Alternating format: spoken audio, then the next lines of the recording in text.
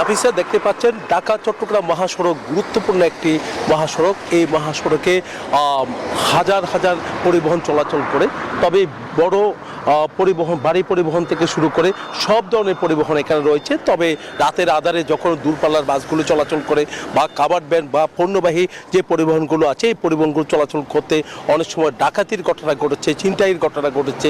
একই সাথে এই সড়কের যানজটে নাকাল হয়ে যায় নগরবাসী, এখানে যাত্রীরা। তার কারণে কিন্তু যাত্রীদের তাদের যে বিভিন্ন জায়গায় কিন্তু যাতায়াতের সুবিধার্থে একই সাথে সড়কের যে শৃঙ্খলা ফেরানোর কথা বলছেন। আমরা দেখতে পাচ্ছি কৃত্রিম বুদ্ধিমত্তা যে ক্যামেরা, আমরা দেখতে পাচ্ছি যে এআই ক্যামেরা তো বসানো হয়েছে ঢাকা চট্টগ্রাম মহাসড়কের গুরুত্বপূর্ণ জায়গায়।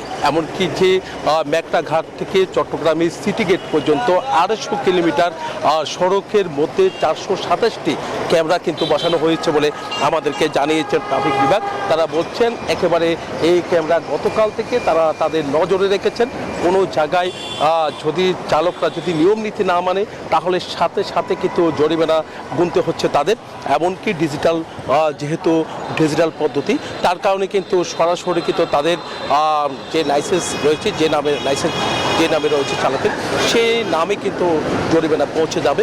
একই সাথে চালকদের যেমনটা কিছুটা ভয় বেড়েছে, তার কারণে কিন্তু দুর্ঘটনা, ঢাকা চট্টগ্রাম মহাসড়কে সবচেয়ে বেশি দুর্ঘটনা হয়, তো দুর্ঘটনা কিছুটা কমবে বলে তারা মনে করছেন। এই ছিল আমার এখানকার সর্বশেষ। ফিরে যাচ্ছি স্টুডিওতে নাফিসার কাছে। জয়, ধন্যবাদ আপনাকে।